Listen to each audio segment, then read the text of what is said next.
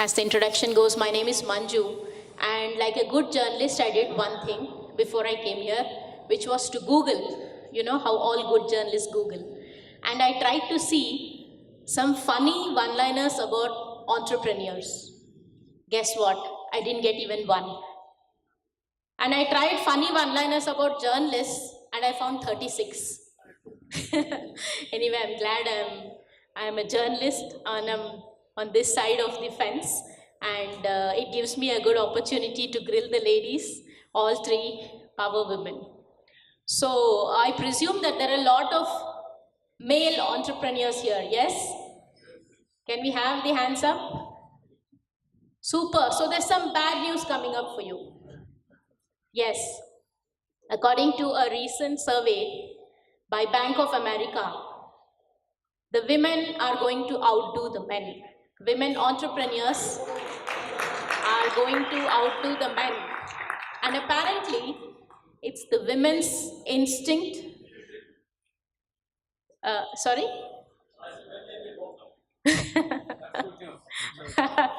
Of course, I'm hoping that it's not a competition, but everybody is going to work together.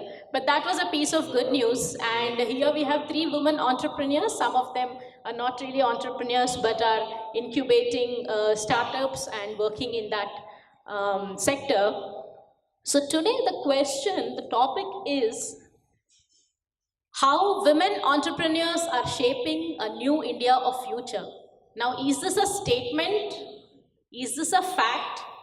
Is this a question? Or is it a topic for debate? So I ask these women, let's start with Nandita Sethi. Ma'am, could you say whether, do you think this is a statement? Do you think this is a fact? Are women and entrepreneurs already shaping the new future of India? Are we yet to get there? What is your take on this? Well, I think it is a fact. Okay. And I would like to believe so. Yeah. So, while we do still face issues of women entrepreneurship, which doesn't come so easily, I do think as I go to a lot of colleges, like Charan was saying, we also interact with a lot of student community. The younger generation is getting into more of not just a fancy like startup or becoming, but there are a lot of women who are already doing a lot of entrepreneurship right from home. But now what change I see is that with technology as an enabler, they are also coming out with wanting to scale up. So a lot of women entrepreneurship was like a status quo. It was just where it was. And from home, they used to do a lot of businesses. But if you look at small and medium enterprises, see people, especially those who are in technology-based things, a lot of women are wanting to be part of teams of startups. So you see a lot of girls in campuses. Yeah, and we have one women entrepreneur who's touching your 1 billion already, right? Right. Yes. Zilinga. So she's being celebrated as the first woman entrepreneur who is. Okay. Yeah, cool. That's that. Deepthy, you are the founder of Womenergy. Yes. So do you think, Womenergy is like exclusively for women? There are no entry for men, I suppose. Not really. We appreciate the qualities of men and try to apply them for women. So do you think women really bring something extra to the table? Or maybe if you could give me one specific example. Yeah. I'll just give a simple example what happened here. We just moved chairs, right? We supported each other. So that's what happens with women. Women bring in things that are more intuitive, that are more value added, probably that which the other gender cannot really bring upon. What we endure across the biology makes the same principles be applied in the business. That's what I have personally observed. Okay. When I started Womenergy, it was like this. I moved chairs, made them sit in a circle and said, now start sharing energy. Okay. Give, receive and exchange. Right. I really found that impact through women. Be it a product or a service or a unique investor like her, they bring something which has not happened till that day in a unique way. In fact, a funny thing happened today when I was doing a research. I had a pen and a paper. So I wrote men entrepreneurs, ME, and I wrote women entrepreneurs, WE. So me and we. Yeah, it's obvious there.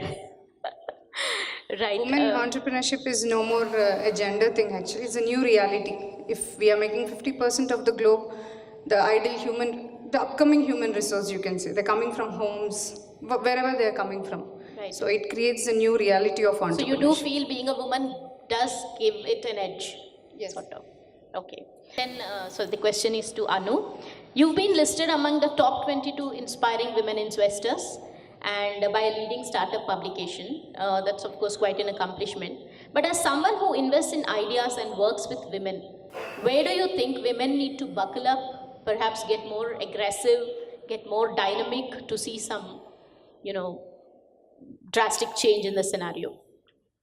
Well, before I go into that space, I would say that I've been fortunate to actually wear almost all the different hats which are involved in a startup ecosystem. I've been an entrepreneur myself, I've been an angel investor, and I've also been a startup enabler, mentoring and advising other startups. Okay. So I would differ a bit from my co-panelists and from others as well. I would say that as an investor, when I look at an entrepreneur, and that's true for almost all of the male counterpart, male angel investors also that I have seen, you only look at the entrepreneur, so it's an entrepreneur who happens to be a woman. Okay. And in fact, I would say that there is in fact a positive bias or perspective, because for a woman to have reached that point, a lot more effort would have gone compared to her male counterpart. So from that perspective, I'd say that it rather works in the favor of women. But coming back to the point, so whatever advice that I would give, I will say it will apply to all entrepreneurs. But through my experience, I have definitely noticed some patterns, and based on that, in particularly, I will say two advice for any entrepreneur, especially women entrepreneur. First is, think big. Okay. Have a bigger vision. Because this thing we have seen many times that entrepreneurs are limited by their vision. So many of these women entrepreneurs who work on some good concepts end up being like small enterprises or small businesses. Limited to a smaller one. Limited. And second thing I would say that, bask in your glory. By which I mean to say that focus on your strengths. Do not waste your life proving to others, validating yourself that you're good at this or you're not so bad at that. Do not waste your energy on your weaknesses. You can always hire complementary skills. You can always find people who can do things which you are not so good at. So build on your strengths. That will be my second advice. All right, super. Can we talk about, how can we get more participation? You said it's quite a bright scenario right now. But what can, I'm presuming that there are some, campus experts, people who are into academics. So is there like we just heard Sri Charan talking about, hold these things in college campuses. So how do you think we can get more women entrepreneurs into the ecosystem right from the campus stage? Yeah. So even before college, I think it starts from school. Okay. Where, our mindset has always been, we grew up listening to if you don't study well, you won't get a good job, right? That's what we grew up listening.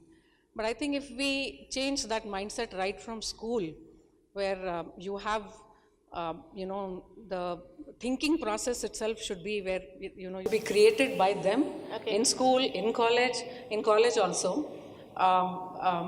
I think some of you who are associated with the education system will know that if you go to any college today, they have to have a ED cell, entrepreneurship development cell, which rarely sees the light of the day. Yeah. And you would have a placement cell which is always booming. So all the whole system is also concentrated towards getting jobs, getting students onboarded towards jobs, that they hardly have time to think of it.